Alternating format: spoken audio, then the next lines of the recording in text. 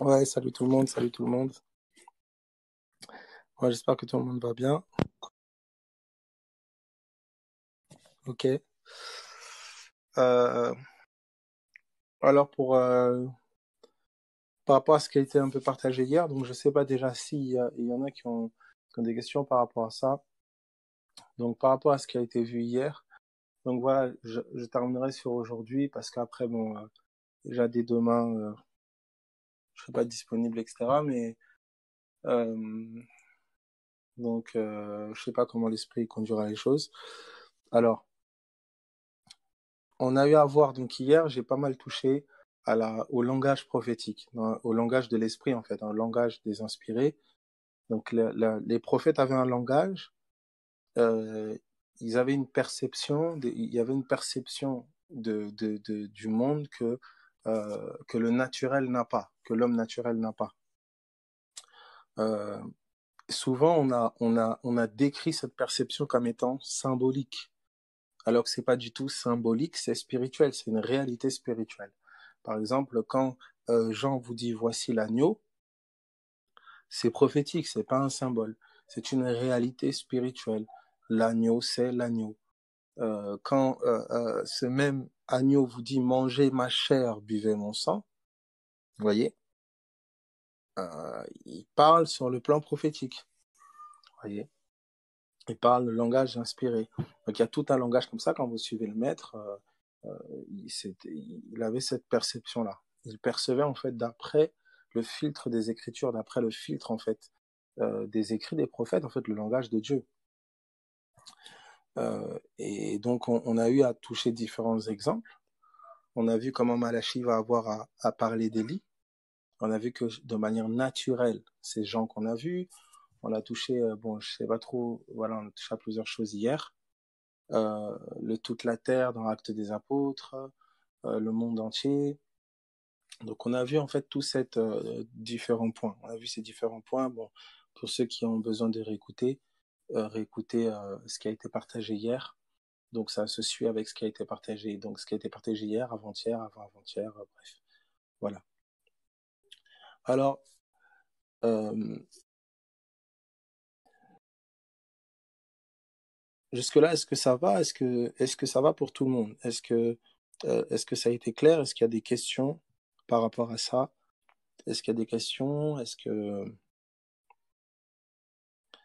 que ça va pour tout le monde?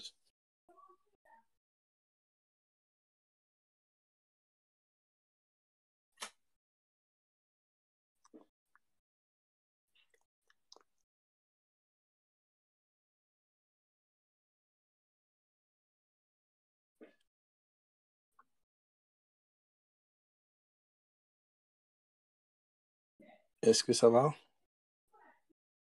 Ah, bon,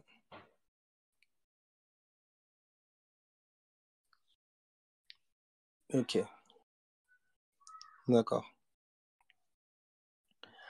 Alors, euh, pour pouvoir en fait comprendre ce qui s'est passé dans leur génération, ça demande en fait qu'on puisse aborder ce qui est arrivé dans leur génération de différents angles. Ça demande qu'on puisse l'aborder par différents angles.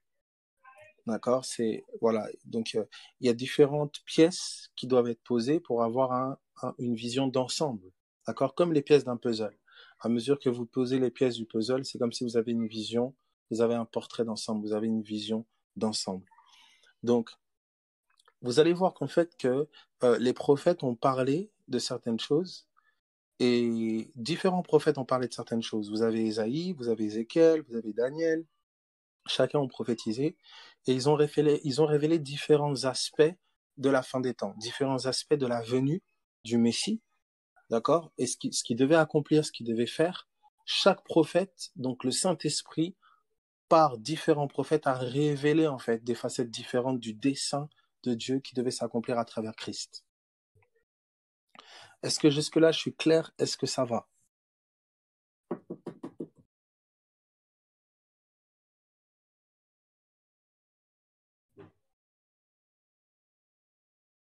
Ok.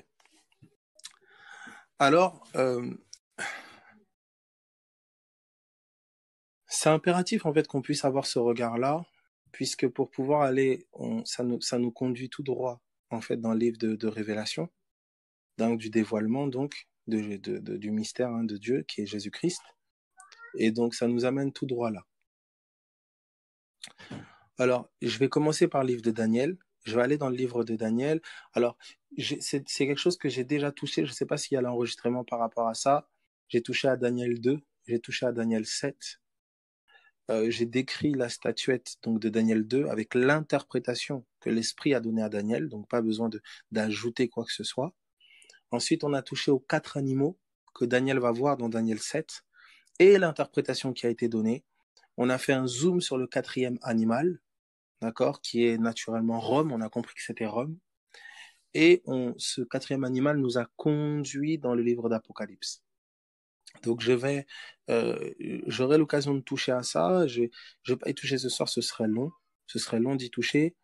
Je pense que je ferai tout un dimanche ou tout un samedi d'enseignement par rapport à tous ces différents aspects. Nous rentrerons dans le livre de Daniel. On ira chez les 3 témoins, Matthieu, Marc, Luc.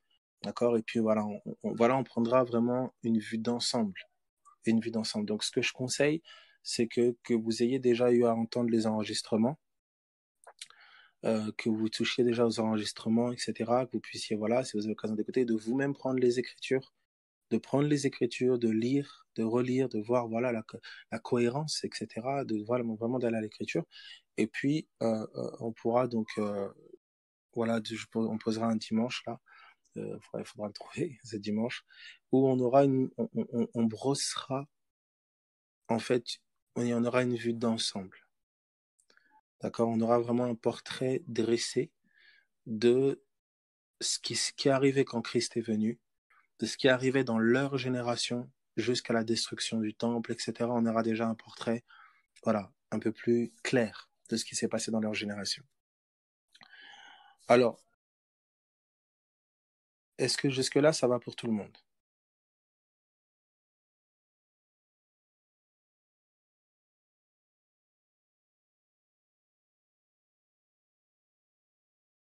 Ok. Ok. Alors, est-ce qu'il y en a qui ont des questions?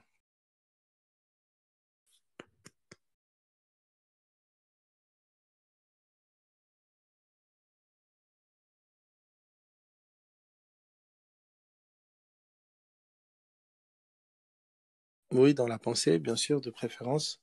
Après, si c'est pas le cas, on peut voir si ça nous éloigne pas trop. Mais ok, bien sûr, c'est une très bonne question. C'est une très très bonne question. Ouais, je toucherai du coup, ben oui, je pense on y entrera, on y touchera peut-être, c'est possible.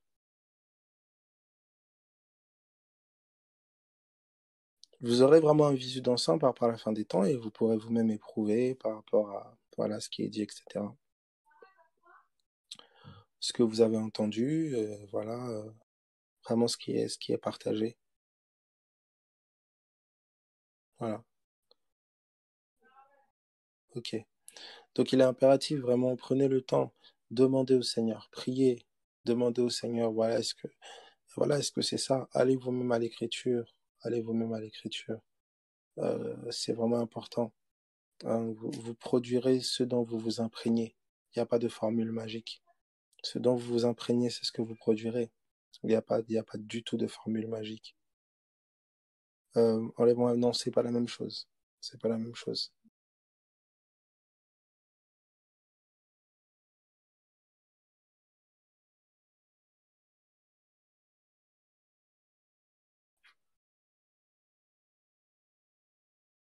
Ça va être vraiment assez consistant, je dirais. Donc ça va vraiment demander que chacun, vraiment, vous puissiez reprendre, hein, reprendre la lecture comme on l'a fait par rapport aux 3 témoins. Vous s'immerger en fait, hein. S'immerger parce que bon, sinon, ça, voilà. En fait, pour résumer, la venue de Christ a marqué, en fait, là. Il y a quelque chose qui s'est passé de terrible dans la génération, en fait, dans laquelle Christ est venu. Donc, de moment où il est né, l'an 30 jusqu'à l'an 70, là, cette génération, quelque chose de particulier s'est passé dans cette génération. Et voilà. Donc c'est vraiment voilà, et c'est ce qui s'est passé dans leur génération, ce qui a pris place dans leur génération, a été la fin de quelque chose et le début de quelque chose. Et c'est ce qui va nous permettre bien sûr de discerner, parce qu'en fait vous allez comprendre que dans l'esprit, et voilà, ok. En fait, ce qu'il faut comprendre, et on va voir ce parallèle-là d'ailleurs, on va le prendre ensemble de manière plus lente. Il faut que tu comprennes que spirituellement, c'est pour ça que même quand j'emploie le terme spirituellement, c'est assez c'est particulier. Ok. Je vais aller avec vous dans. Ok. Quand je prends le livre de Genèse, vous allez remarquer que le monde d'Adam n'a pas changé. C'est pas le monde d'Adam qui a changé, c'est ses yeux qui se sont ouverts à une autre réalité. D'accord? Ses yeux s'ouvrant à une autre réalité, on peut le prendre, hein, on va prendre ensemble, prenons ensemble Genèse. Prenons ensemble Genèse. Genèse. Genèse au chapitre 2. Genèse chapitre 2, oui, à partir du verset 25. Genèse 2, à partir du verset 25. Genèse 2, 25. D'accord, donc je lis Genèse 2, 25. Il est dit ceci. L'homme et la femme étaient tous deux nus et ils n'en avaient point honte. L'homme et la femme étaient tous deux nus et ils n'en avaient point honte. D'accord? Et quand vous allez dans Genèse, chapitre 3, à partir du verset 7, Genèse 3, 7, on vous dit, les yeux de l'un et de l'autre s'ouvrirent, ils connurent qu'ils étaient nus, et ayant cousu des feuilles de figuier, ils s'en firent des ceintures. C'est-à-dire que quand les yeux de l'un et de l'autre vont s'ouvrir, ils vont connaître qu'ils étaient nus, et là, qu'est-ce qu'ils veulent? Ils veulent se cacher. Donc, ils ont honte. D'accord? Donc, lorsque dans Genèse chapitre 2, à partir du verset 25, les deux sont nus, ils n'ont pas honte, parce que leurs yeux sont fermés. Lorsque dans Genèse 3, à partir du verset 7, les yeux de l'un et de l'autre s'ouvrent parce qu'ils ont mangé quelque chose, c'est vraiment important, tu auras l'occasion de toucher à ça, à manger égale communier, hein, on aura l'occasion de le voir pour ceux qui n'ont jamais eu à voir ça, manger égale communier. Ça, j'aime quand le Seigneur lui dit, qui t'a appris que tu es nu? D'accord? Il a appris. D'accord? Qui t'a appris que tu es nu? D'accord? Il y a un enseignement, d'accord, que Adam a reçu. On aura l'occasion d'y toucher. Voilà. Alors il dit ceci, dans Genèse 3, les yeux de l'un et de l'autre s'ouvrirent, ils connurent qu'ils étaient nus et ayant cousu des feuilles de figuier, ils s'en firent des ceintures. D'accord? Alors, il y a quelque chose de particulier, c'est que vous allez remarquer que, concrètement, le monde d'Adam et Ève n'a pas changé. Leur monde n'a pas changé. Ils ont toujours été nus. C'est leur perception de la nudité qui a changé. C'est leur perception. Quand leurs yeux se sont ouverts, ils virent qu'ils étaient nus. Et quand vous regardez au niveau des yeux, regardez, quand vous prenez Genèse chapitre 3, à partir du verset, Genèse chapitre 3, à partir du verset 6, écoutez ce qui est dit. La femme vit que l'arbre était bon à manger et agréable à la vue, et qu'il était précieux pour ouvrir l'intelligence.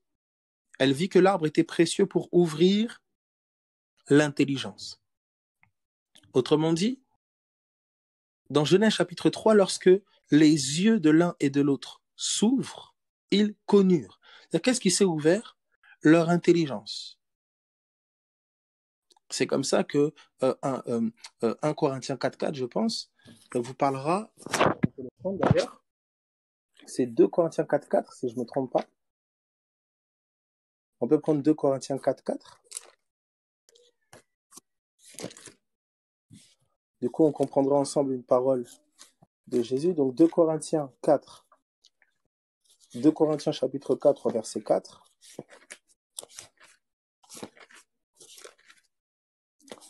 « 2 Corinthiens 4, 4. Tu vas voir l'importance et l'importance de ta mentalité qui doit être changée, de ta perception qui doit être changée. Regardez ce qui est dit dans 2 Corinthiens chapitre 4, verset 4.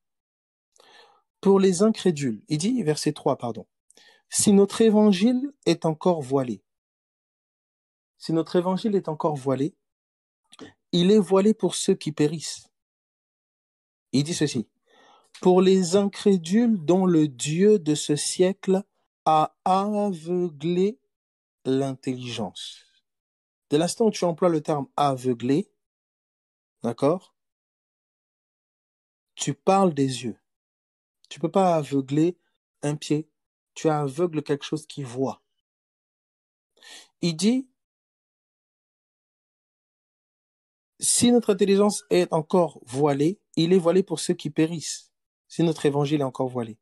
Pour les incrédules dont le Dieu de ce siècle a aveuglé l'intelligence. Pourquoi? Afin qu'ils ne voient pas briller la splendeur de l'évangile de la gloire de Christ qui est l'image de Dieu.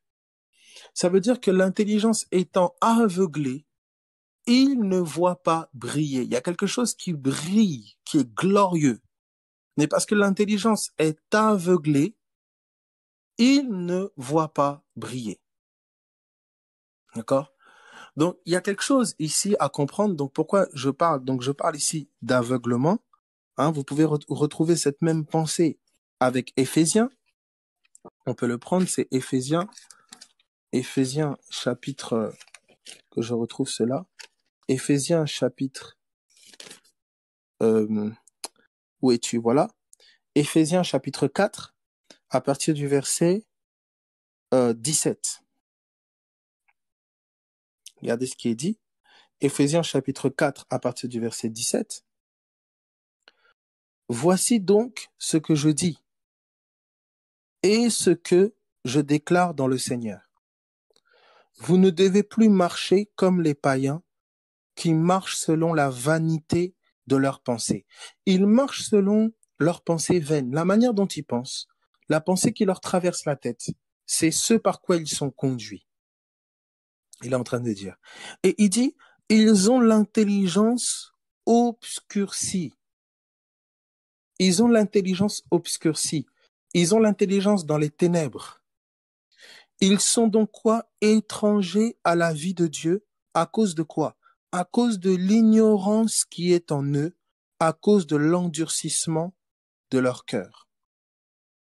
Encore ici avec Éphésiens, donc ce que nous voyons déjà dans Corinthiens, nous retrouvons la même pensée dans Éphésiens, l'idée d'une intelligence qui est obscurcie, qui est plongée dans le noir, qui est aveuglée. Et là ici, dans Corinthiens, il dira que cette intelligence-là, qui est aveuglée, fait qu'ils ne voient pas briller la splendeur de l'évangile de Christ. Et là, ici, cette intelligence qui est obscurcie, il est dit, ils sont étrangers à la vie de Dieu à cause de l'ignorance qui est en eux. Donc, il y a vraiment quelque chose de l'ordre d'une intelligence qui a besoin d'être éclairée. Il y a quelque chose de l'ordre d'une intelligence qui est comme obscurcie, qui est comme plongée dans les ténèbres. Et lorsqu'on touche à l'intelligence, vous remarquez que le terme qui est employé, c'est aveuglé. Donc, on comprend que c'est comme si l'intelligence est apparentée à des yeux. Et donc, on comprend Genèse. Quand elle vit que l'arbre était précieux pour ouvrir l'intelligence, on dit quand elle mange de son fruit, les yeux de l'un et de l'autre s'ouvrirent. Est-ce que jusque-là, ça va pour tout le monde? Voilà. Le Seigneur te parle de tes yeux. Il te parle de tes yeux. Il te parle de ta perception des choses, ta perception des gens, ta perception de toi-même. Voilà comment il dira, soyez transformés par le renouvellement de l'intelligence. Vous savez, c'est quelque chose de te voir guéri alors que tu es malade. Si c'est pas l'ordre de la révélation d'en haut, c'est quelque chose de te voir nouvelle créature alors que tu vois plein de choses anciennes être manifestées. C'est quelque chose de te voir père d'une multitude alors que tu es stérile. C'est quelque chose de te voir comme Christ alors que tout ce que tu peux parfois encore manifester est contraire à lui. Les yeux. C'est quelque chose de te voir encore bien vivant alors que l'apôtre Paul te dira, regardez-vous comme mort. Alors, qu'est-ce que nous sommes en train de voir ici? C'est que, dès Genèse, Adam et Ève sont nus et ils n'en ont pas honte, parce que leurs yeux ne sont pas ouverts sur leur nudité. Leur intelligence n'est pas ouverte sur leur nudité. C'est pas ouvert sur eux. Voilà après la question. Que vois-tu? Tu sais, quand une inspiration vient, elle va terriblement voiler ton intelligence. Parfois, vous allez voir quelqu'un qui va arriver quelque part, il va voir que le mal, elle va voir que le mal. Vous allez voir quelqu'un qui va voir que le mauvais dans les gens. Vous allez voir quelqu'un qui va voir que la paranoïa. Ça veut dire que quelqu'un t'a pas dit bonjour parce qu'il a oublié, ça devient oui, cette personne ne m'aime pas. Oh, tout le monde me rejette. Oh, tout le monde... En fait, une intelligence obscurcie, c'est terrible. Or, on a quelque chose de terrible qui se passe que le Seigneur vient nous dire. C'est dans Jean au chapitre, si je ne me trompe pas, au chapitre 12. Jean 12. Voilà pourquoi la parole de Dieu, vous comprenez quand il est dit, la parole de Dieu vient comme une lumière, pour comme éclairer ton intelligence. Elle vient illuminer les yeux de ton cœur. L'esprit de révélation vient illuminer les yeux de ton cœur. C'est quoi les yeux de ton cœur? C'est l'intelligence. Quand je parle d'intelligence, je ne parle pas de l'intelligence, oui, être intelligent à l'école ou je ne sais, non. C'est vraiment la révélation qui illumine. C'est la révélation qui illumine ta compréhension, ton regard. Tu ne vois plus la situation comme le commun des mortels, mais tu vois comme Christ te voit. Tu te perçois comme Christ te perçoit. Tu perçois les choses et les gens comme Christ les perçoit. Ton regard est renouvelé. Ton intelligence est renouvelée. Quelque chose prend place en toi et opère en toi. C'est comme ça que, par exemple, vous voyez, quand vous regardez ceux qui avaient été mordus par le serpent d'airain dans le livre de Nombre, vous allez voir que quand on va pendre une paire, le serpent d'airain, Dieu va demander à Moïse de prendre un serpent d'airain et de le mettre sur le bois. Et là, il va dire à ces gens de tourner leur regard vers le serpent d'airain qui est sur le bois. Et qu'en faisant ça, ils conserveraient la vie. Tournez vos regards vers le serpent d'airain qui est sur le bois et vous conserverez la vie. C'est comme ridicule. Je vais juste tourner mes yeux vers le serpent d'airain et puis la vie va être conservée. Oui, oui. Et Jésus dit de la même manière que le serpent d'airain a été élevé dans le désert. En fait, j'explique pour ceux qui ne connaissent pas trop. Les enfants d'Israël ont été mordus par des serpents dans le désert. Ils étaient donc empoisonnés. Il y avait du venin, ils étaient tous sur le point de mourir. Et donc, ils vont crier à Dieu. Et Moïse donc va crier à Dieu. Et Dieu va donner comme solution, remède. Il va dire, tu prends un serpent que tu fais avec du métal en bronze et tu le mets sur un bois, sur un bout de bois. Tu attaches ce serpent. Et tous ceux qui regarderont à ce bout de bois avec le serpent dessus, eh ben, ils seront guéris, conserveront la vie. Et là, Jésus va dire quelque chose de fort, en fait, dans l'évangile de Jean au chapitre 3. Il va dire de la même manière que Moïse a élevé le serpent d'airain dans le désert, il faut que le Fils de l'homme soit élevé. Vous voyez? Afin que quiconque croit en lui ait la vie. Or, concrètement, quand les yeux des enfants d'Israël se tournaient vers le bois, qu'est-ce qu'ils voyaient? Ils voyaient l'auteur de leur mal être crucifié. Le serpent qui avait causé leur empoisonnement, le serpent qui les avait mordus, le serpent qui avait fait que maintenant ils étaient envenimés ou empoisonnés. Ils voyaient ce serpent pendu sur un bois. Voilà ce qu'ils voyaient. Et en assistant simplement à ce spectacle du serpent pendu sur le bois, la parole dit il y a une puissance qui leur donnait de conserver la vie.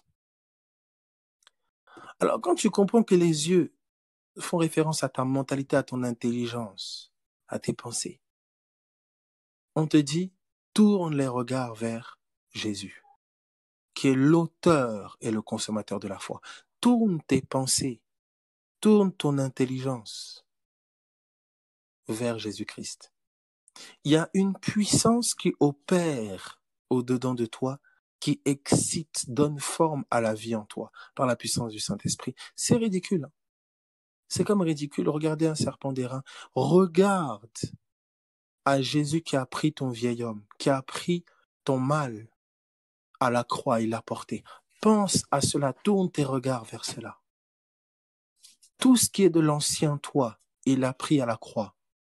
Tout ce qui est de ton vieil homme, il l'a crucifié à la croix. L'auteur de ton mal a été pendu au bois. L'ancien toi dont tu étais esclave et captif a été pendu au bois. On te dit, tourne tes pensées vers cela. Tourne tes yeux, tourne ton regard vers ça. Quelque chose se passe.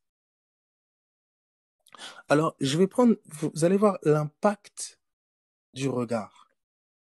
L'impact de ce à quoi tu penses, ce sur quoi tu médites. Alors, regardez dans Jean chapitre 12. Dans Jean chapitre 12,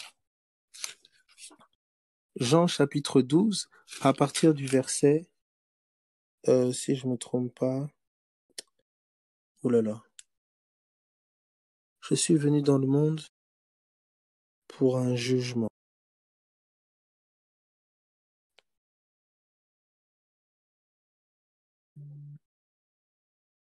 Je ne sais pas si quelqu'un l'a. Je ne sais pas si c'est Jean 12 ou Jean 9. Ça peut être Jean 9. Hein.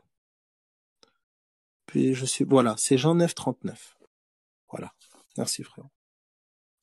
Jean chapitre 9 à partir du verset 39. Regardez ce qui est dit.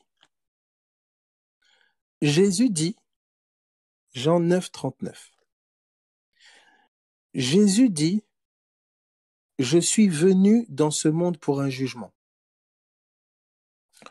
pour que ceux qui ne voient point voient, et que ceux qui voient deviennent aveugles. Ça, c'est quelque chose de particulier. Il dit, il est venu dans le monde pour un jugement, afin que ceux qui voient pas voient. Jusque-là, c'est logique. Et ensuite, il dit, afin que ceux qui voient deviennent aveugles. Donc, il dit, il est venu dans le monde pour un jugement. Il est venu ouvrir les yeux de certains et il est venu rendre aveugles d'autres. Est-ce que jusque-là, ça va pour tout le monde?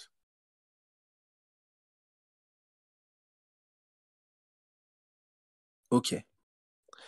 Il continue et regardez comment les pharisiens s'exclament. Quelques pharisiens qui étaient avec lui, ayant entendu ces paroles, lui dirent, nous aussi sommes-nous aveugles? Donc les pharisiens sont en train de s'exclamer en disant à Jésus, bah attends, qu'est-ce que tu veux dire? Que nous on est aveugles? Et regardez la réponse de Jésus. Jésus leur répondit, si vous étiez aveugles, vous n'auriez pas de péché. Mais maintenant vous dites, nous voyons. C'est pour cela que votre péché subsiste. Donc en fait, il va blâmer les pharisiens de dire voir. Et là, ça devient particulier. Pourquoi? Souvenez-vous, quand Adam et Ève vont manger de l'arbre de la connaissance du bien et du mal, les yeux de l'un et de l'autre vont s'ouvrir. Donc, ils vont voir. Et là, soudain, qu'est-ce qui se passe? Ils vont être conscients de leur nudité et ils vont chercher à se cacher.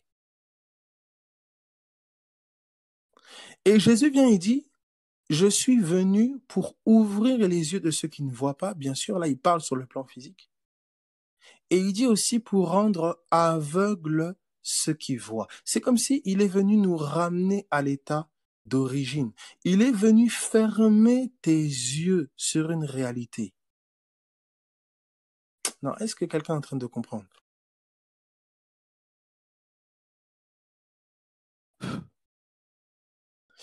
C'est-à-dire qu'il y a un moment, le Saint-Esprit va comme fermer tes yeux, te donner de déconsidérer ce qui n'est pas, en fait, ce qu'il a dit. Ce qui n'est pas sa parole en toi, ce qui n'est pas Christ.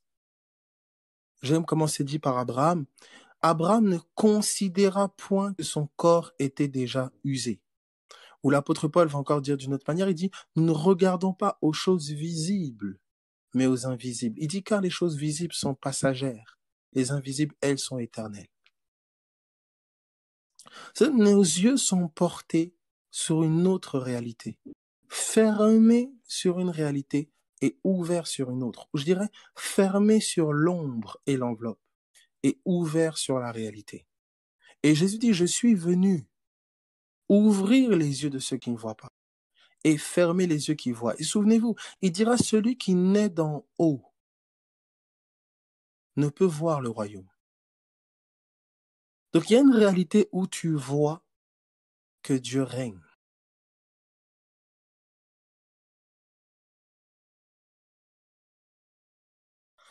Ok. Est-ce que jusque-là, ça va pour tout le monde?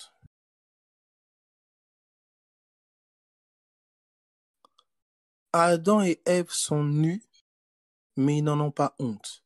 Leurs yeux sont fermés sur cette réalité. Détourne tes yeux des circonstances premièrement. Tourne-les vers Jésus. Tourne-les vers sa victoire. Tourne-les vers qui il est. Détourne les yeux de ta nudité, de ta faiblesse, de ton imperfection. La parole dit que, la parole compare les vêtements aux œuvres justes ou injustes. Il dit, ta justice est comme un vêtement souillé. Et quand il est comparé, quand on parle des œuvres justes des saints dans Apocalypse 19, on parle de ces œuvres justes comme un vêtement de fin lin. Donc c'est comme si Adam et Ève, en fait, sont nés sans justice propre, sans vêtements. Et dès l'instant où leurs yeux se sont ouverts sur leur incapacité, sur leur nudité, ils ont cherché à produire des œuvres. Ils ont cherché à essayer de couvrir leur nudité par eux-mêmes.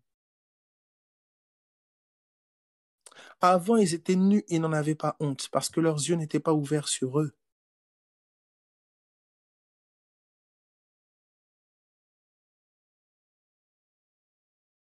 Tourne tes regards vers Jésus. Quand tes yeux sont ouverts sur lui, tes yeux sont ouverts sur la plénitude. Quand tes yeux sont ouverts sur lui, tes yeux sont ouverts sur la paix. Quand tes yeux sont ouverts sur lui, tes yeux sont ouverts sur la victoire. Quand tes yeux sont ouverts sur lui, c'est tout un contraste avec le toi. Mais quand tes yeux sont fermés sur lui et sont ouverts sur toi, écoutez, c'était pas la nudité le problème, c'était leurs yeux. La nudité a toujours été là. Le monde autour d'eux n'a pas changé. Leurs yeux se sont ouverts à une autre réalité. Et quand leurs yeux se sont ouverts, ça n'a pas tardé à ce qu'ils puissent agir et marcher dans la peur, se cacher de la présence de Dieu. Leurs yeux se sont ouverts, leur langage a changé. Il dit, j'ai eu peur, car je suis nu, je me suis caché. Dieu me dit, mais qui t'a appris ça? Il entend au premier mot d'Adam. que ce n'est plus le langage d'Adam. Là où Adam dominait, là où Adam parlait avec autorité et nommait les animaux, là où Adam nommait les choses, là où Adam exerçait la royauté et le règne de Dieu. On a un Adam maintenant qui se cache. Deux comportements diamétralement opposés. Les yeux. Les yeux. Alors, regardez encore ceci.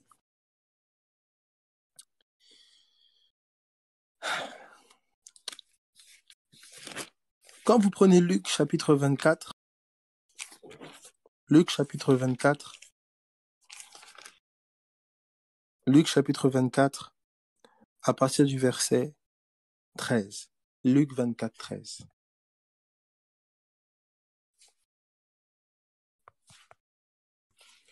Luc 24, 13.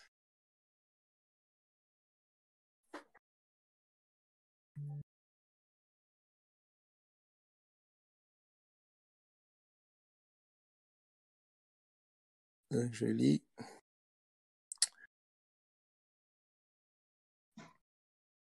Ok. Luc 24, 13. Oh.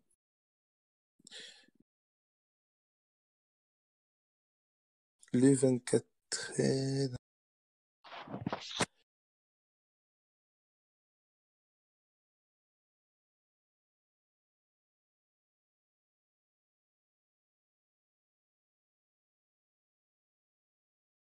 Ok.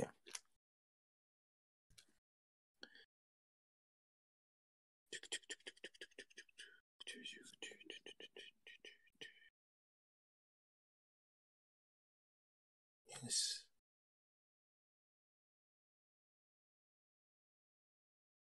Ok. Donc Luc 24, 13, à partir du verset. Donc Luc 24 à partir du verset 13. Il dit ceci. Et voici ce même jour, deux disciples allaient à un village nommé Emmaüs, éloigné de Jérusalem de 60 stades. Et ils s'entretenaient de tout ce qui s'était passé. Pendant qu'ils parlaient et discutaient, Jésus s'approcha et fit route avec eux. Mais leurs yeux étaient empêchés de le reconnaître. Leurs yeux étaient empêchés de le reconnaître. C'est-à-dire, ils sont en train de marcher avec Jésus, mais leurs yeux sont empêchés de le reconnaître. Donc c'est pas que Jésus n'était pas là. C'est pas que Jésus n'était pas ressuscité le troisième jour comme il l'avait dit. C'est pas que la promesse n'avait pas été accomplie. C'est que leurs yeux étaient empêchés de voir que c'était fait. Leurs yeux étaient empêchés de voir que Jésus était là.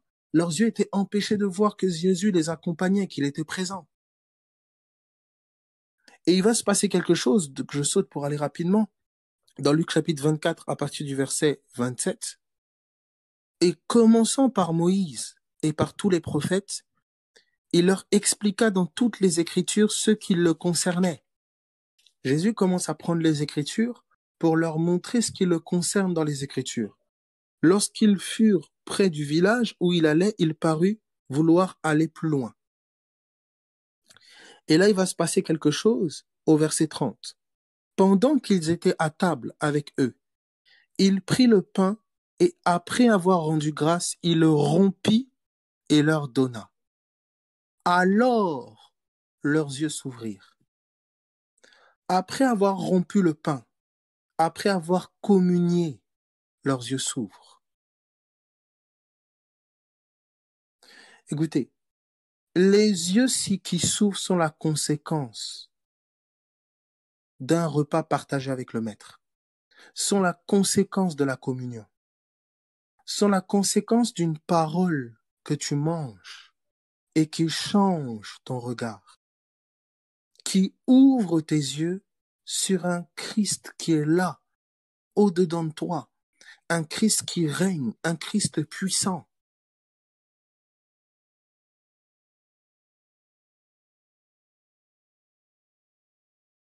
Pas quelque chose de demain, pas quelque chose qu'un jour, et comme aujourd'hui, comme si aujourd'hui il n'y avait plus d'espérance, non. mais comme un Christ vivant, là, au-dedans de toi. Souvenez-vous, ils ont l'intelligence, leur intelligence est aveuglée. Le prince de ce monde a aveuglé leur intelligence afin qu'ils ne voient pas briller la splendeur. Donc, la splendeur est là, la merveille de Christ est là, mais leurs yeux sont comme aveuglés. Vous voyez? Il y a quelque chose qui est là, que je suis appelé à voir. Et alors, il est dit ceci, maintenant il est dit, soyez transformés par le renouvellement de l'intelligence. Ça veut dire que lorsque mes yeux voient, il y a une transformation. Et j'aime ce passage qui est dit, nous serons rendus semblables à lui une fois que nous l'aurons vu tel qu'il est. Il y a quelque chose, il y a un rapport direct entre tes yeux qui voient et ton être qui est transformé à la même image de gloire en gloire.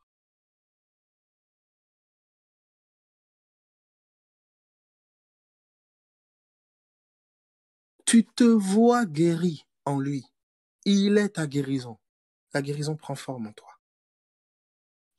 Tu te vois libre. C'est pas de l'autosuggestion, c'est pas quelque chose que tu peux te dire oui, je me vois libre, je me vois. Non, c'est quelque chose qui t'est donné d'en haut. Voilà comment Paul dira, je prie que Dieu vous donne un esprit de sagesse et de révélation afin qu'il illumine les yeux du cœur. C'est une grâce de l'esprit. C'est l'esprit qui va illuminer les yeux de nos cœurs. C'est lui qui illumine les yeux de nos cœurs afin de nous donner de voir ce qui a été fait, de voir ce qui est déjà. C'est comme ça que quand mes yeux s'ouvrent, le salut est présent. C'est aujourd'hui. Quand mes yeux s'ouvrent, la délivrance, c'est aujourd'hui. C'est pas un jour Dieu va faire, non.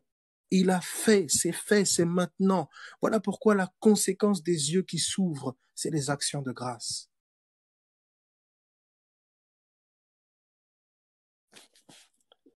Est-ce que ça va?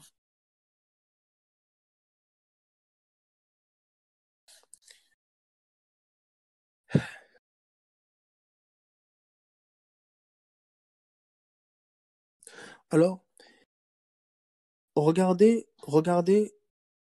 l'impact que ça peut avoir. Regardez Matthieu chapitre 14. Matthieu chapitre 14. Matthieu chapitre 14. Matthieu chapitre 14 à partir du verset... voilà. Matthieu chapitre 14 à partir du verset 22. Regardez ceci. Vous voyez l'importance de passer du temps. En fait, l'inspiration avec laquelle tu vas passer du temps va te donner le regard, son regard. Vous voyez? Regardez Matthieu chapitre 14 à partir du verset 22. Matthieu 14, 22. Aussitôt après, il obligea les disciples à monter dans la barque et à passer avant lui de l'autre côté, pendant qu'il renverrait la foule. Quand il l'eut renvoyé, il monta sur la montagne pour prier à l'écart. Et comme le soir était venu, il était là seul. La barque déjà au milieu de la mer était battue par les flots, car le vent était contraire. Voilà, ça j'aime ça. Il dit, il invite les disciples à monter dans la barque et à passer avant lui de l'autre côté. Donc c'est Jésus qui invite les disciples à passer de l'autre côté. C'est lui qui les encourage à passer de l'autre côté. Et la barque, déjà au milieu de la mer, était battue par les flots car le vent était contraire. Donc, il leur dit de monter dans la barque, d'aller de l'autre côté, et les vents sont contraires. Les circonstances sont contraires. Le vent va dans une direction à empêcher qu'ils puissent passer de l'autre côté. Pourtant, c'est bien Jésus qui a parlé, la parole vient bien de Dieu. Et regardez la suite. Il dit ceci. Donc j'aimerais que tu saches, c'est important. Parfois, le Seigneur peut te communiquer une parole. Il peut te donner de passer de l'autre bord, de vivre le vrai toi. Mais les circonstances se dressent, les situations se lèvent. En fait, les vents contraires se lèvent. C'est pas l'occasion pour toi de, de, de, de rejeter ce que Dieu a dit ou de te mettre en colère après Dieu. Non, il est avec toi. Prends position pour ce qu'il a dit. Positionne-toi dans ce qu'il t'a dit. Positionne-toi dans la parole qu'il a donnée à ton cœur. Reste enraciné et fondé dans cette parole. Regardez ce qui va se passer. Quand les disciples virent marcher sur la mer, quand les disciples virent marcher sur la mer, ils furent troublés et dirent, à partir du verset 25 d'abord. À la 4e veille de la nuit, Jésus alla vers eux marchant sur la mer. Donc Jésus vint vers les disciples marchant sur la mer. Quand les disciples virent marcher sur la mer, ils furent troublés et dirent c'est un fantôme. Vous voyez? Là où c'est le Seigneur qui est en train de venir vers eux, ils sont tellement troublés que maintenant, vous voyez leurs yeux, pour eux c'est un fantôme. Beaucoup parfois prennent pour satanique ce que Dieu est en train de faire, parce qu'ils sont troublés. Comme ça trouble, comme c'est pas comme on a connu, comme c'est pas dans naturel, comme c'est on a, ils vont taxer de satanique. C'est un fantôme. Or que c'est Jésus, c'est leur maître qui est en train de venir vers eux. Mais ils ne le reconnaissent pas. Et regardez ce qui va se passer. Il dit ceci, Seigneur. Il dit, quand les disciples virent marcher sur la mer, ils furent troublés et dirent c'est un fantôme. Et dans leur frayeur, ils poussèrent des cris. Jésus leur dit aussitôt, rassurez-vous, c'est moi, n'ayez pas peur. N'ayez pas peur. Donc, ils n'ont pas essayé de s'auto-rassurer. Celui qui vient vers eux, c'est celui qui les rassure. C'est pour ça qu'il y a des choses, mes amis, tu sais que c'est l'Esprit de Dieu. Quel que soit le trouble que ça peut amener, quel que soit, oh, tu peux être taxé de, je sais pas moi, de différents noms, tout ça. Si c'est le Seigneur, laisse le Seigneur rassurer les cœurs. Laisse le Seigneur convaincre. Ne cherche pas à te justifier. Ne cherche pas à je ne sais quoi. Non. Laisse le Seigneur confirmer sa parole. Laisse le Seigneur rassurer. Laisse le Seigneur réconforter. Et regardez ce qui est très important maintenant, c'est là que nous arrivons. Pierre lui répondit, Seigneur, si c'est toi, ordonne que j'aille vers toi sur les eaux. Et ça, j'aime l'attitude de Pierre. Regardez, Pierre ici, le Seigneur lui dit bien c'est moi, mais lui, Pierre est encore plus têtu, il gratte encore plus loin. Il dit si c'est toi, donne-moi de faire comme toi. Si c'est toi, donne-moi de faire comme toi. Oh là. Quand le Seigneur s'adresse à toi, il vient vers toi. Sa parole te transforme à son image de gloire en gloire. Sa parole te donne de vivre comme lui, de penser comme lui, de marcher comme lui. Elle te transforme à sa ressemblance. Elle te rend pas plus aigri, elle te rend pas plus méchant, elle te rend pas plus à critiquer je ne sais quoi, à faire ceci. Non, elle te donne de marcher sur l'eau comme lui a marché sur l'eau, de marcher au-dessus des circonstances naturelles comme lui a marché au-dessus des circonstances naturelles. Elle te donne en fait d'être rendu semblable à lui. Voilà quand la révélation du ciel vient, quand la parole s'adresse à toi. Voilà ce qu'elle produit en toi. Elle produit le miroir, elle produit la même vie que celle qui t'a parlé. Et regardez la suite, il est dit ceci. Pierre lui répondit, Seigneur, si c'est toi, ordonne que j'aille vers toi sur les eaux. Et il dit, viens. Le Seigneur le veut. Pierre sortit de la barque et marcha sur les eaux pour aller vers Jésus. Mais voyant que le vent était fort, regardez, nous sommes avec les yeux, hein. Voyant que le vent était fort,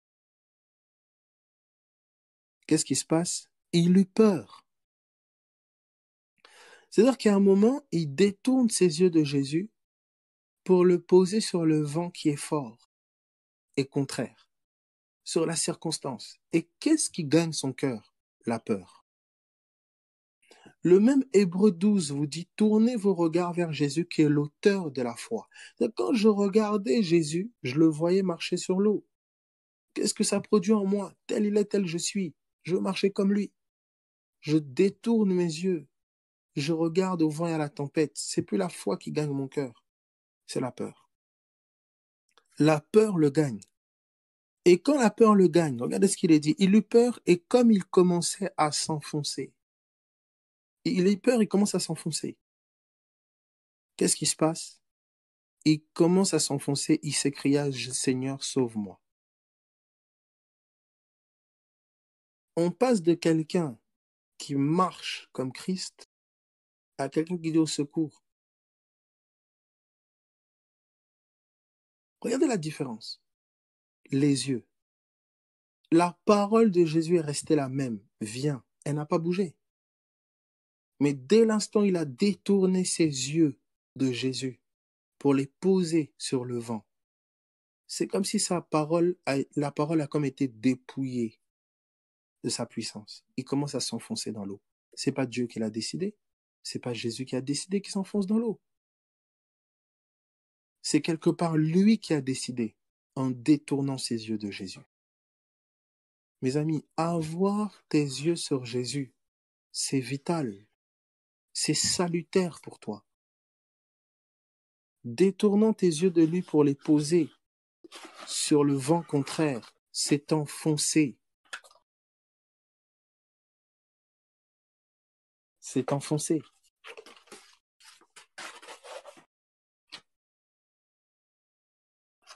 Vous voyez? C'est enfoncé.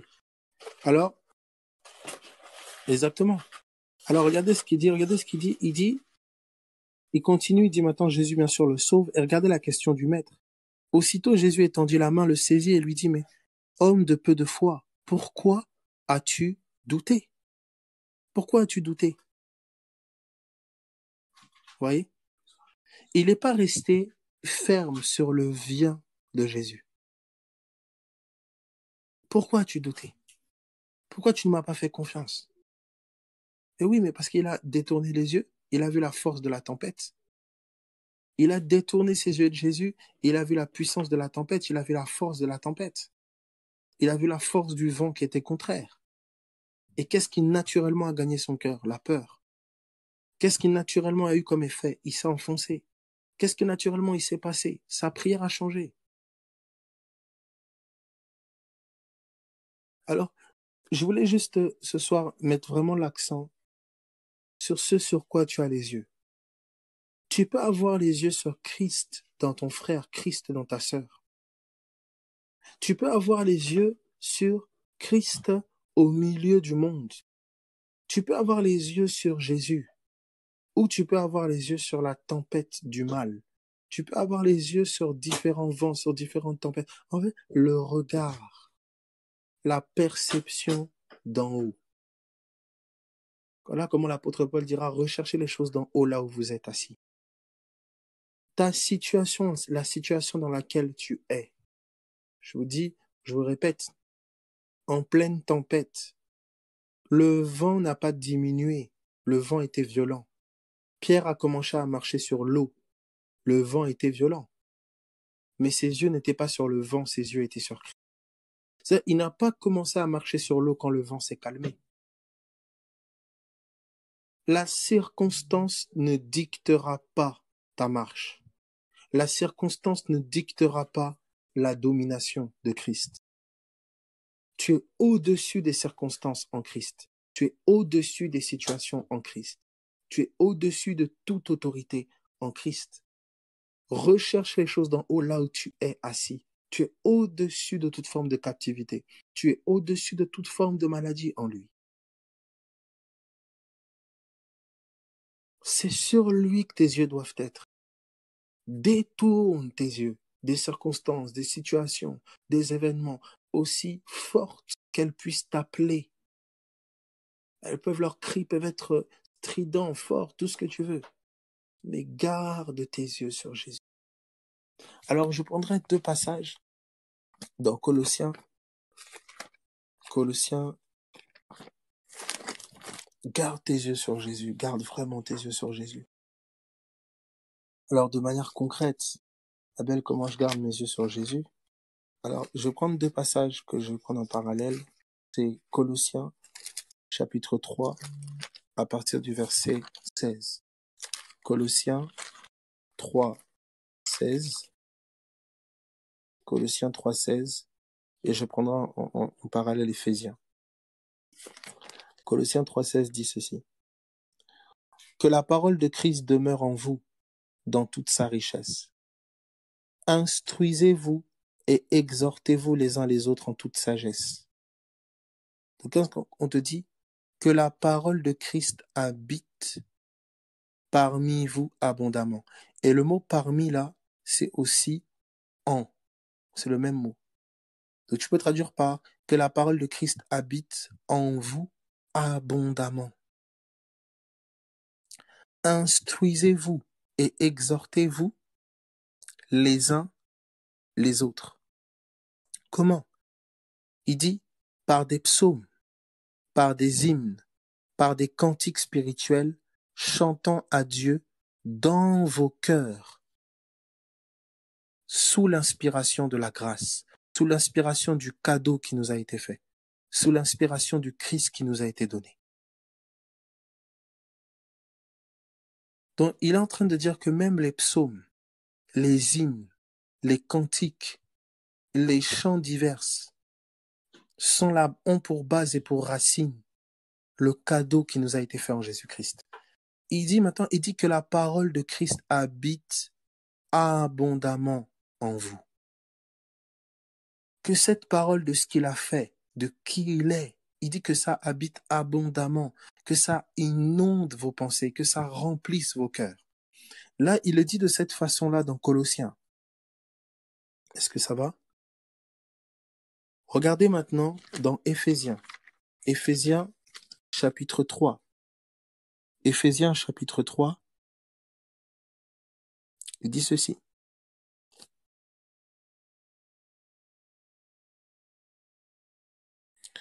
Il dit,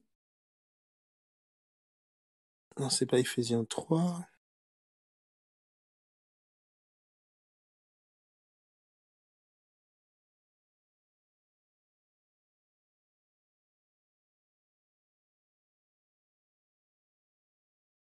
Ok. C'est Éphésiens chapitre 5, pardon. Éphésiens 5 au verset 18. Il dit ceci. Ne vous enivrez pas de vin, c'est de la débauche. Soyez au contraire remplis de l'esprit. Entretenez-vous. Le mot entretenir là, c'est se parler, l'aléo. Parlez-vous. C'est la même notion que instruisez-vous, exhortez-vous. Il dit parlez-vous par des psaumes, par des hymnes, par des cantiques spirituels, chantant et célébrant de tout votre cœur les louanges du Seigneur. C'est la même pensée qu'il est en train de dire. Là où il dit dans Colossiens que la parole en fait de Christ habite abondamment en vous, là il dit soyez remplis de l'esprit.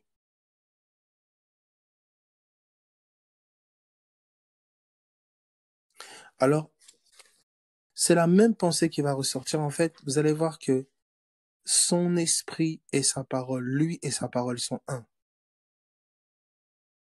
Regardez dans Jean chapitre 15. Jean chapitre 15. Jean chapitre 15. À partir du verset. Jean chapitre 15 à partir du verset. Ok. À partir du verset 4. Il dit ceci. Jean 15, 4. Demeurez en moi et je demeurerai en vous. Demeurez en moi et je demeurerai en vous. Verset 5. Je suis le cep, vous êtes les sarments. Verset 5. Celui qui demeure en moi et en qui je demeure porte beaucoup de fruits, car sans moi vous ne pouvez rien faire. Celui qui demeure en moi et en qui je demeure porte beaucoup de fruits. Maintenant il dit ceci au verset 7. Si vous demeurez en moi et que mes paroles demeurent en vous. Demandez ce que vous voudrez et cela vous sera accordé. Si vous portez beaucoup de fruits, c'est ainsi que mon Père sera glorifié et que vous serez mes disciples. Alors il vous disait juste avant, celui qui demeure en moi et en qui je demeure porte beaucoup de fruits. Et là il dit maintenant, si vous demeurez en moi et que mes paroles demeurent en vous. Il s'identifie à ces paroles.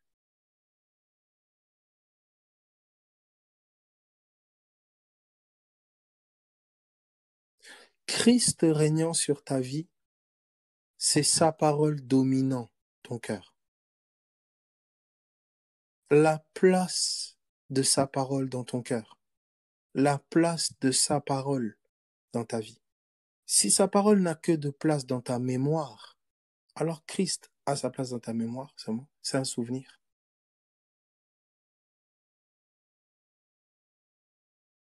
Mais le Christ a invoqué, c'est sa parole dominant en toi. C'est à la mesure de la parole qui prend forme dans ton cœur, la mesure de la parole avec laquelle tu t'alignes, la parole sur laquelle tu agis.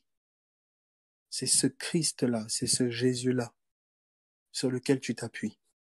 Il s'est parfaitement personnifié avec sa parole. Et quand je parle de sa parole, souviens-toi, je parle bien de la révélation de qui il est. C'est ainsi que les Écritures sont très importantes pour nous révéler sa parole, puisqu'elles rendent témoignage de qui il est. Tous ces hommes qui sont passés avant nous ont rendu témoignage. Et c'est comme ça d'ailleurs que Jean, on peut le prendre. 1 Jean chapitre 1er.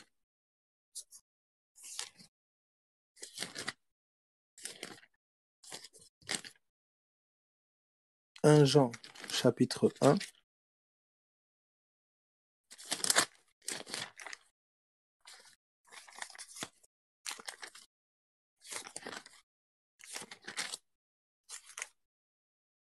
« 1 Jean 1, à partir du verset 1er. Simon-Pierre, serviteur et apôtre de Jésus, à ceux qui ont reçu en partage une fois... Non, pardon, qu'est-ce que je dis? Là, je suis dans Pierre. 1 Jean 1, voilà, à partir du verset 1er.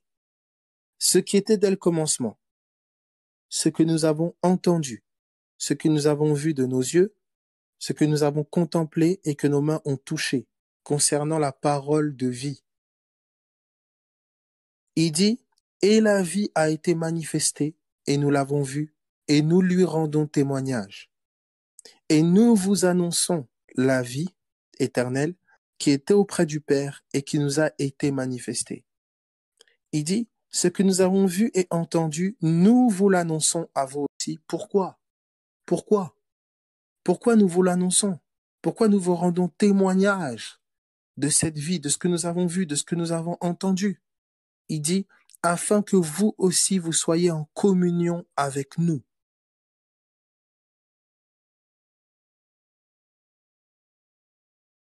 Écoutez, il y a une réalité d'une connexion entre la communion et ce qui t'est annoncé.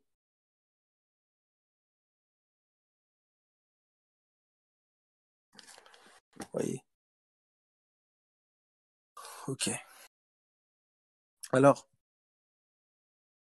pour résumer grandement, on a commencé les yeux, le regard, ce sur quoi tu as les yeux. On a vu ensemble l'intelligence, ce sur quoi tu médites. Dis, tourne tes regards vers Jésus, tourne tes pensées vers Jésus. Tourner tes pensées vers Jésus concrètement, c'est quoi? C'est tourner ton cœur, tourner tes pensées vers ce qu'il a dit. Et ça, tu peux le faire partout. Partout, tu peux tourner tes regards vers lui. Car partout, tu peux penser à ce qu'il a dit. Tu peux tourner ton cœur vers ce qu'il a dit. Vers qui il est. Vers le témoignage qui est rendu de lui. Vers le témoignage qui est sorti de lui. Tournez tes regards vers Jésus. Alors concrètement, dans chaque situation, tu auras l'occasion de découvrir ce qu'il a dit de cette situation, de découvrir qui il est. Dans les situations de maladie, tu le découvriras comme étant ta guérison. Tu le découvriras comme étant celui qui se charge de tes maladies. Tu le découvriras comme celui qui a dit, je me charge de tes maladies, qui a dit, tout est accompli. Tu le découvriras comme celui qui a porté tes maladies. Dans la situation de combat, tu le découvriras comme un chef des armées, tu le découvriras comme un guerrier, tu le découvriras comme celui qui a vaincu chaque circonstance, chaque situation. C'est pour ça que vous avez vu aux 7 églises d'Apocalypse, chacune des églises traversait des épreuves. Et il a fallu que le ciel rende témoignage d'une facette de Christ à chacune de ces églises. Voilà comment chaque lettre commence par celui qui. Voici celui qui. Et il est décrit. Celui qui était mort et qui est revenu à la vie. Celui qui a, je sais pas moi, dont les pieds sont d'airain, etc. Celui qui, chaque lettre commence par une révélation de Christ. Parce que pour pouvoir mener le bon combat de la foi, tournez vos regards vers Jésus. Ils avaient besoin que leurs yeux soient tournés. Et c'est pour ça que tu ne peux pas te contenter du Jésus du voisin. Tu ne peux pas te contenter de la révélation du voisin. Que tes yeux voient le Jésus qui doit être pour ta situation, pour ta vie, qui doit être pour ton quotidien. Parce que celui qui est le rocher pour l'autre est peut-être le pain de vie pour toi. Celui qui est le chef des armées pour l'autre, il est peut-être arbre de vie dont tu manges le fruit pour toi. Et c'est là l'appel qui est lancé tout le temps. C'est là tout le temps l'appel qui est lancé. Et j'espère que vous comprendrez l'appel qui est lancé, le cri qui est lancé. Tournez vos regards vers Jésus. Et concrètement, écoutez, Jésus, il y a un témoignage qui a été rendu par le Saint-Esprit au travers des prophètes, au travers des apôtres, au travers de nos aînés. Il y a des témoignages qui ont été rendus. Même Jésus, pour le témoignage de sa personne, il est allé aux Écritures. Il s'est fondé sur le témoignage que l'Esprit avait rendu au travers des prophètes le concernant. C'est sur ce témoignage qu'il était enraciné. Comme il est écrit, ne fallait-il pas que ces choses s'accomplissent lui-même? Il dit, si je rends témoignage de moi-même, mon témoignage est faux, c'est un autre qui rend témoignage. Le Saint-Esprit, au travers des prophètes, avait rendu témoignage de qui il était. À combien plus forte raison, toi, n'iras-tu pas justement à ce que le Saint-Esprit a dit par les prophètes et autres concernant ce Christ qui vit en toi? Tu ne peux pas deviner Jésus. Tu ne peux pas imaginer dans ta tête ou te faire des films. Non, tu dois être fondé dans un témoignage vivant, un témoignage qui est véritable, qui est sûr, qui est solide. J'aime quand le prophète dit, quand l'inspiration dit, et ce témoignage est certain, et cette parole est certaine. C'est-à-dire, tu peux te fonder, tu peux t'appuyer dessus, quelles que soient tes émotions, quels que soient tes sentiments, quelles que soient tes impressions. On te dit, cette parole est certaine. Qui il est, c'est certain. Ce qu'il a accompli, c'est certain. Ce qu'il a fait de toi, c'est certain. Tu ne peux pas juste avoir une petite pensée qui t'effleure l'esprit. Tu ne peux pas avoir une vie spirituelle consistante ainsi, tu peux pas. Les vents contraires et les situations contraires t'emporteront. Mais si seulement la parole, le témoignage de Jésus, celui qui croit au Fils a ce témoignage en lui-même, si ce témoignage peut abonder en toi, alors tu es puissamment fortifié dans ton homme intérieur, par l'Esprit, par la parole qui abonde en toi. C'est l'Esprit qui donne la vie. Il dit, mes paroles sont esprit et vie. Voilà pourquoi là où Éphésiens dit, soyez remplis de l'Esprit, vous entretenant par des psaumes, cantiques, etc. Quand vous allez dans Colossiens, il dit que la parole de Christ abonde, habite en vous en abondance.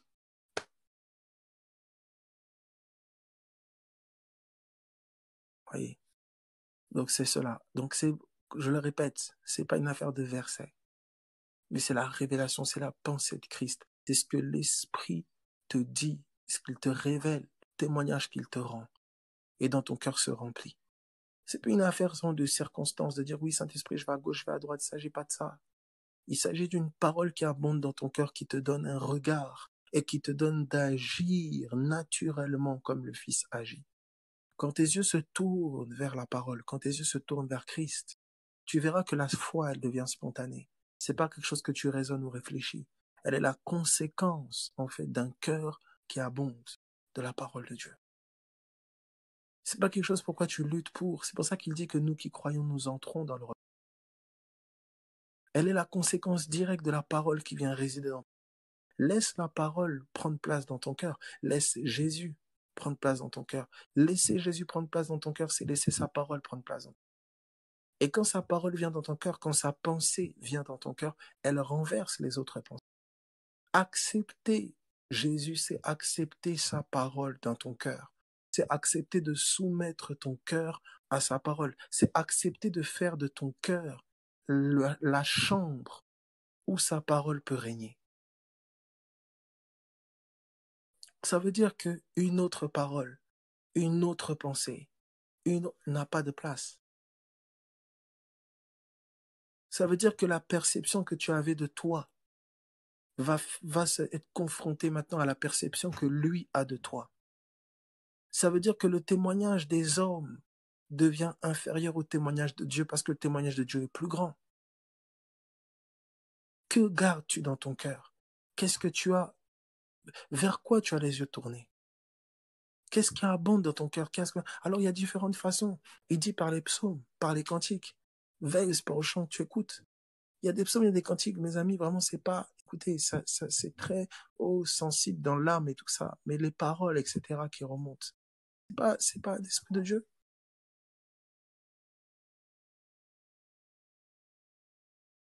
Donc, les psaumes, les cantiques, toutes ces choses-là peuvent te remplir. La communion avec les frères, parlez-vous à chacun selon la vérité. Le fait qu'un frère, une sœur ne te regarde pas selon la chair, mais te parle selon qui tu es en Christ, te traite selon qui tu es en Christ, s'adresse à toi selon qui tu es en Christ. La communion du coup avec les saints. La prière où tu te tiens en Christ pour t'adresser à Dieu. La fraction du pain. Vous avez vu comment lorsque le pain a été rompu dans Luc 24, leurs yeux se sont ouverts. Dans la communion, tes yeux s'ouvrent. Ton regard change. Là, en fait, toutes ces choses-là vont contribuer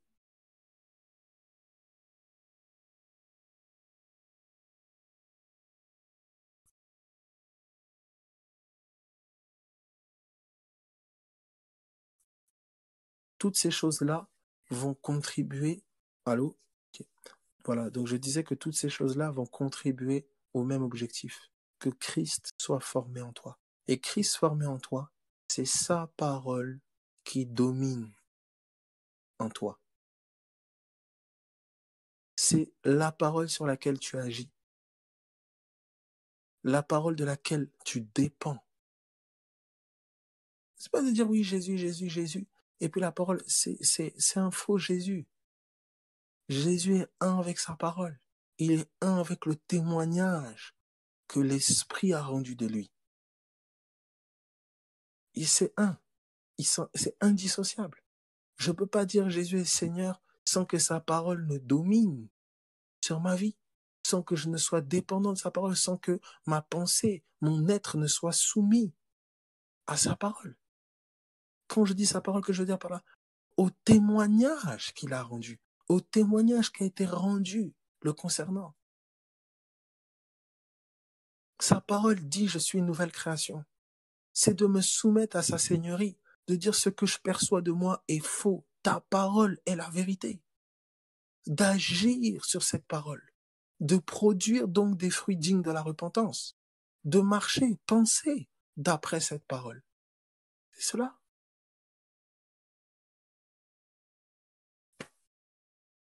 Je suis ce qu'il dit que je suis. Je peux ce qu'il dit que je peux. Je vis par ce qu'il dit. Je vis par lui. Donc tout ce qui n'est pas lui en moi, tout ce qui n'est pas lui dans mon cœur, tout ce qui n'est pas lui dans mes pensées, Seigneur, que ce soit renversé, que vraiment l'Esprit renverse ça. C'est ça. C'est ça tout l'objectif. Écoutez, c'est ça tout l'objectif, c'est ça toute notre marche. Pour qu'un jour, seul lui soit perçu au travers de nous et que Christ soit glorifié pleinement, contemplé, admiré à travers tous ceux qui l'auront cru. Yes. Donc vous comprenez que c'est pas un travail de cocotte minute. C'est pas un travail en 2-3 minutes. C'est pas quelque chose, oui, parce que tu sors dans la rue, tu fais chasser. Ça n'a rien à voir avec ça. C'est quelque chose de fond. C'est quelque chose que dans les différents secteurs de ta vie, dans les différentes situations que tu vis, que tu traverses, c'est une découverte de lui en toi, de tout le temps, de tous les jours.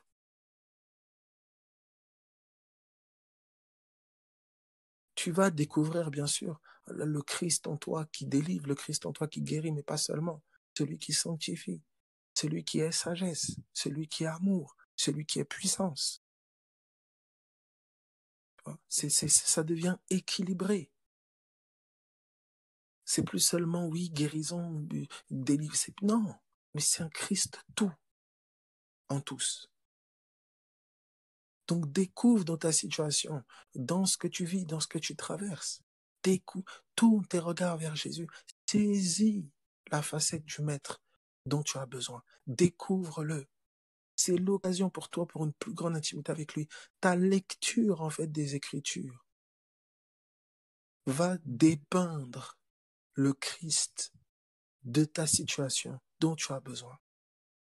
L'Esprit va le dépeindre. Vous savez, je vous donne un exemple pragmatique. Quelqu'un qui va être, je ne sais pas moi, dans le feu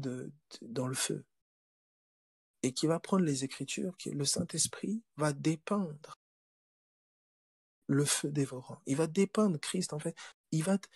La personne va être sensible, en fait, au témoignage de Jésus qui est le témoignage de sa situation. C'est comme ça que vous aurez toujours l'impression que l'Écriture a des saveurs différentes. Si c'est seulement intellectuellement que tu abordes, c'est un vulgaire livre. Mais lorsque c'est vraiment avec le cœur et avec le désir que sa parole puisse prendre vie au-dedans de toi, sans que autre chose ne prenne la place, tu verras que c'est un témoignage vivant du ressuscité. C'est plus des versets que tu approches, c'est des hommes et des femmes qui ont marché poussés par le Saint-Esprit, qui ont rendu témoignage à celui qui vit en toi. C'est complètement différent.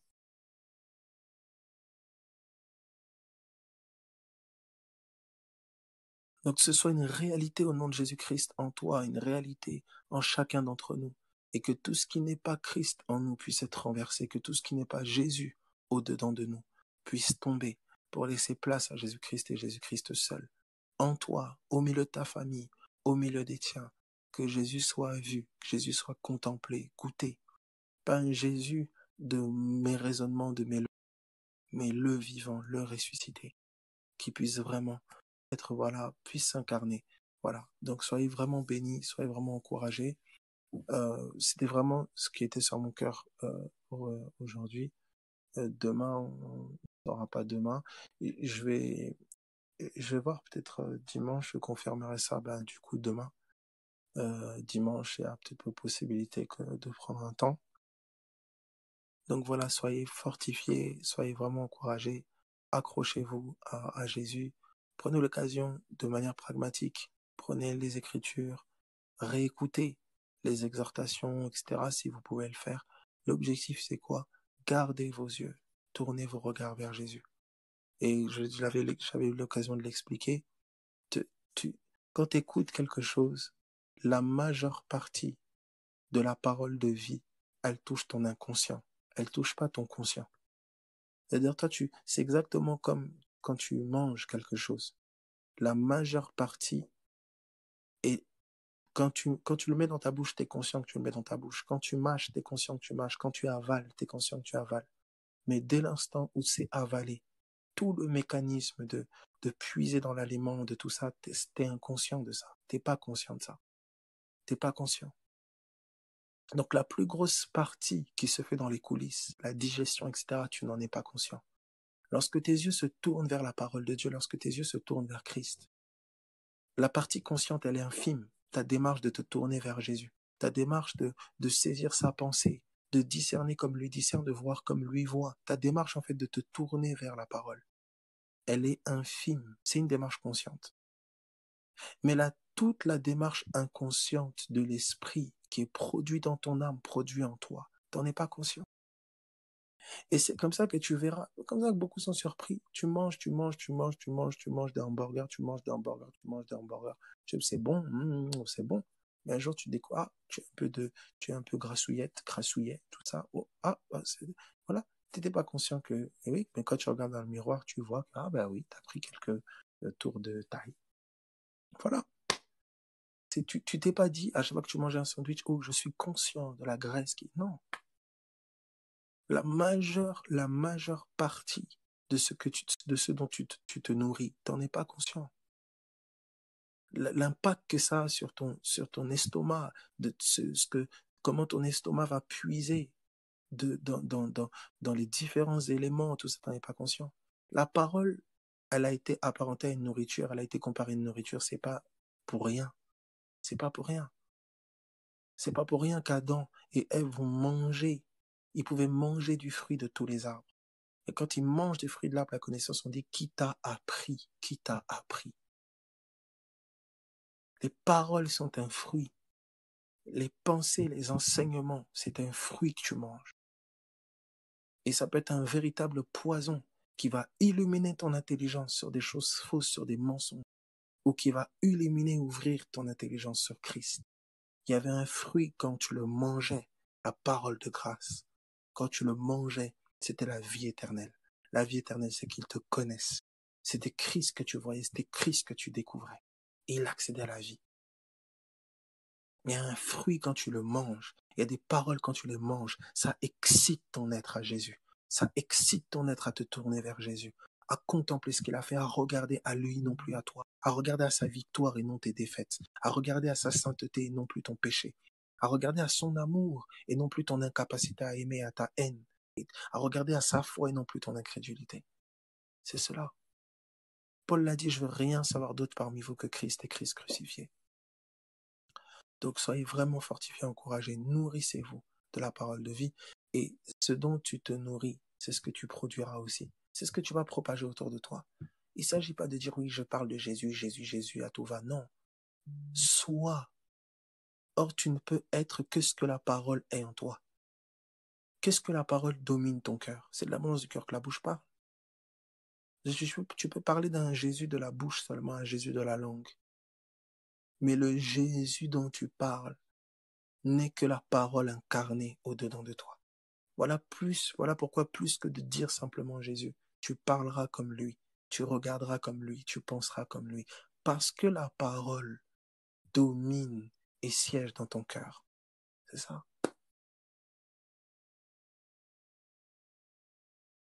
Donc voilà, soyez bénis mes amis, soyez encouragés. Vous êtes bénis, je dirais, vous êtes fortifiés, vous êtes encouragés, que l'Esprit vraiment vous fortifie chacun dans votre homme intérieur, dans tout ce que vous vivez. Voilà, force, courage à vous. Au revoir.